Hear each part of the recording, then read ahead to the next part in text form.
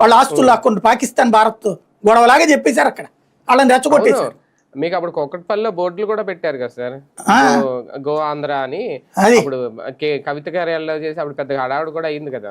అదే కదా, మీరు అందరు ఇక్కడ ఉండాలి నిజంగా అనుకున్నారు, తరివేస్తారేమో అందరినీ పంపేస్తారని అనుకున్నారు. అది ఆ ఫీలింగ్స్ క్రియేట్ చేశారు. అది సాధ్యం కాదని వాళ్ళకి తెలుసు, కానీ కాన్స్టిట్యూషనల్ గా సాధ్యం కాదని తెలిసి ఆ విధంగా రెచ్చగొట్టారు. దాంతోనే వాళ్ళు అంతగా ఫ్లేర్ అప్ అయ్యారు జనం. అంత అయిపోయాక గెలిచాక ఆకాంక్షలు, వాళ్ళకి విపరీతమైన ఆకాంక్షలు చూపించారు.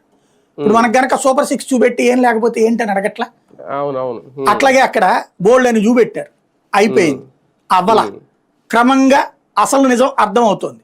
మళ్ళీ అప్పుడు బ్రతుకులు అప్పుడే, కొత్తగా ఏమీ లేదు. అదనంగా వాళ్ళు ఏం లాభపడిపోవట్లా.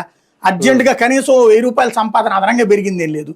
నిరంతరం మామూలుగా పెరిగే సంపాదన తప్పించి కొత్తగా ఏం సాధించారు అంటే స్టేట్ డివిజన్ తర్వాత కొంత మార్కెట్ డౌన్ అయింది అక్కడ బిజినెస్ పరంగా ఇట్లాంటిది.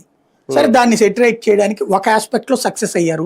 ఇరిగేషన్ ప్రాజెక్టులు అవి చేపట్టారు.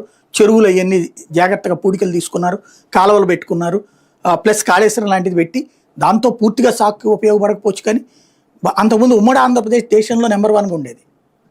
అప్పట్లో అత్యధిక పంటలు ఆంధ్ర ప్రాంతం నుంచి పండేది.